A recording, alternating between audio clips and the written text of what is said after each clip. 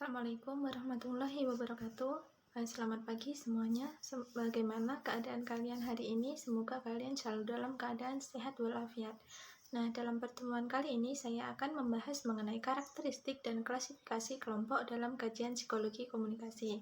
Nah, sebelumnya perkenalkan, nama saya Natsya Azizah Mir'atu Tanjali dari kelas MPIB NIM 206190049. Mari kita lanjut pada materi yang pertama.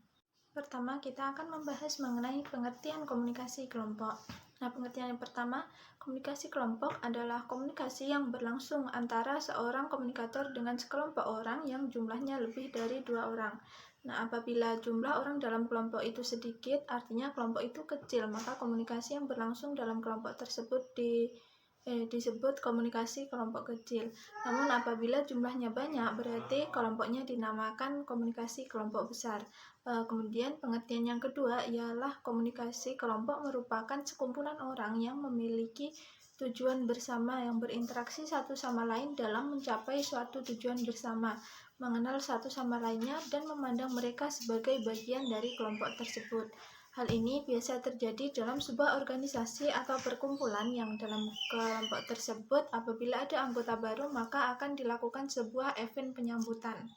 Pengertian yang kedua ini menekankan pada perkumpulan manusia yang ingin mencapai tujuan yang sama, sehingga apabila dilakukan bersamaan maka dapat mencapai tujuan tersebut secara lebih efektif dan efisien. Kemudian pengertian yang ketiga yaitu komunikasi kelompok merupakan sebuah kegiatan atau interaksi yang dilakukan oleh beberapa orang dalam suatu perkumpulan seperti melakukan diskusi dan rapat. Nah, dari pengertian ini dapat kita tarik kesimpulan bahwa komunikasi kelompok merupakan sebuah wadah di mana terjadi pertukaran informasi atau pesan yang terjadi secara langsung secara tatap muka maupun secara online. Peran komunikasi kelompok tidak hanya sebagai sarana atau alat pertukaran informasi saja, melainkan memiliki berbagai peran yang sejalan dengan tujuan dibentuknya sebuah kelompok. Nah, tujuan dibentuknya sebuah kelompok itu secara tidak langsung sebenarnya akan menjadi tujuan dari komunikasi kelompok tersebut. Komunikasi kelompok biasanya dibentuk dengan budaya organisasi yang mementingkan kepentingan bersama di atas kepentingan individu atau pribadi. Satu lagi, komunikasi kelompok ini biasanya terbentuk karena adanya kesamaan budaya atau tradisi yang digemari serta tujuan yang sama, linguistik atau bisa dikatakan sebagai kumpulan objek kajian bahasa seperti telaah ilmiah dan geografis atau dapat dikatakan sebagai lingkungan alam. Mari kita lanjut pada sub berikutnya yaitu karakteristik komunikasi kelompok. Karakteristik komunikasi kelompok ada 5, yaitu pertama, bersifat homogen. Homogen ini artinya terdapat kesamaan ras, etnis, agama, dan budaya, sehingga anggota dalam kelompok tersebut cenderung untuk mengikuti gaya hidup dengan budaya yang sama. Kedua, terdapat kesempatan untuk segera melakukan tindakan. Maksudnya ketika kita berkomunikasi, menyampaikan dan menerima sebuah pesan secara langsung, maka kita dapat langsung bertindak seperti menyetujui, menyanggah, atau apabila kita mendengar berita duka, kita dapat langsung menuju ke lokasi yang telah disebutkan. Kemudian yang ketiga ialah adanya umpan balik.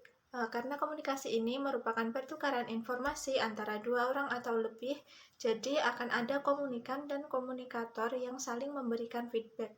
Kemudian yang keempat ialah pesan yang diterima bersifat rasional dan emosional. Artinya sebuah informasi yang disampaikan dapat mempengaruhi kondisi emosional penerima. Jadi akan berekspresi bagaimana atau akan membuat sudut pandang yang bagaimana. Nah, yang kelima ialah komunikan dan komunikator dapat saling mengenal. Artinya dalam lingkup suatu kelompok kita dapat menambah pertemanan atau relasi. Selain itu, terdapat 2 karakteristik yang melekat pada suatu kelompok, yaitu norma dan peran. Norma ini merupakan suatu aturan maupun ketentuan yang sifatnya mengikat suatu kelompok dalam masyarakat. Ada 3 kategori norma dalam kelompok, yaitu yang pertama yaitu norma sosial, prosedural, dan tugas. Nah, norma sosial ini mengatur hubungan di antara para anggota kelompok.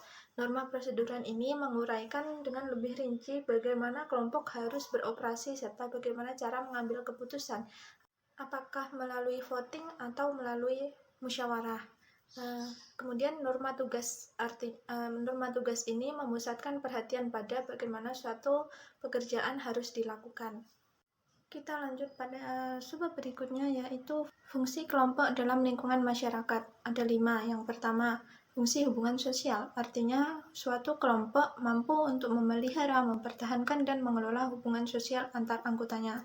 Yang kedua ialah fungsi pendidikan, artinya kelompok tersebut berfungsi sebagai sarana pendidikan seperti komunitas sanggar tari, pecinta alam, dan sebagainya. Yang ketiga ialah fungsi persuasi, yaitu perilaku individu yang tergabung dalam suatu kelompok dipengaruhi oleh anggota lain pada kelompok tersebut. Kemudian yang keempat ialah terdapat kegiatan-kegiatan untuk memecahkan persoalan dan membuat keputusan-keputusan pemecahan masalah yang berkaitan dengan alternatif atau solusi yang tidak diketahui sebelumnya. Sedangkan pembuatan keputusan itu berhubungan dengan pemilihan antara 2 atau lebih solusi, mana yang lebih efektif dan efisien mengenai hal-hal yang sedang terjadi atau mengkritisi isu-isu dalam masyarakat. Kemudian yang kelima ialah terapi. Nah, kelompok yang terapi ini memiliki perbedaan dengan kelompok yang lainnya, yang mana individu tersebut harus berinteraksi dengan anggota kelompok yang lain untuk mendapatkan suatu manfaat. Contohnya seperti seorang yang bergabung dalam kelompok ceramah sehingga ia merasakan hidupnya lebih termotivasi. Kemudian kita sampai pada subbab terakhir, yaitu klasifikasi kelompok. Di sini klasifikasi kelompok ada 4 yang terbagi-bagi. Yang pertama yaitu klasifikasi kelompok primer dan sekunder. Kelompok primer di sini diartikan sebagai hubungan antar anggota keluarga, teman, sebaya yang lebih akrab, lebih pribadi, dan lebih menyentuh hati. Jadi yang dekat. Sedangkan kelompok sekunder ini merupakan hubungan antar anggota yang tidak terlalu akrab dan tidak terlalu ada hubungan. Kemudian yang selanjutnya ialah kelompok in-group, merupakan kelompok dalam yang dapat berupa kelompok primer dan sekunder, contohnya keluarga yang belajar dalam satu lingkup. Kemudian out-group atau kelompok mereka merupakan kelompok luar seperti letak geografis, suku bangsa, profesi, ideologi, dan sebagainya. Contohnya itu orang yang berbeda suku dan ras dengan kita. Kemudian kelompok keanggotaan. Kelompok keanggotaan ini merupakan kelompok di mana individu secara administratif dan fisik menjadi anggota kelompok tersebut. Jadi mengikuti suatu persyaratan atau seleksi tertentu. Kemudian yang selanjutnya ialah kelompok rujukan. Kelompok rujukan ini merupakan kelompok yang digunakan sebagai alat ukur atau standar untuk menilai diri sendiri. Dalam kelompok rujukan ini terdapat dampak atau pengaruh positif dan negatif. Positifnya ketika kita melakukan sesuatu yang baik atau pedoman dalam berperilaku, sedangkan negatifnya ketika kita tidak mengikuti suatu perilaku dalam lingkungan masyarakat. Kemudian yang selanjutnya ialah kelompok deskriptif. Kelompok deskriptif ini melihat proses pembentukan secara alamiah, yaitu kelompok tugas. Ada 3, yaitu kelompok tugas, yaitu kelompok yang memecahkan masalah, kelompok pertemuan seperti kelompok terapi di rumah sakit, dan kelompok penyadar, yaitu kelompok keamanan yang berada di lingkungan kita.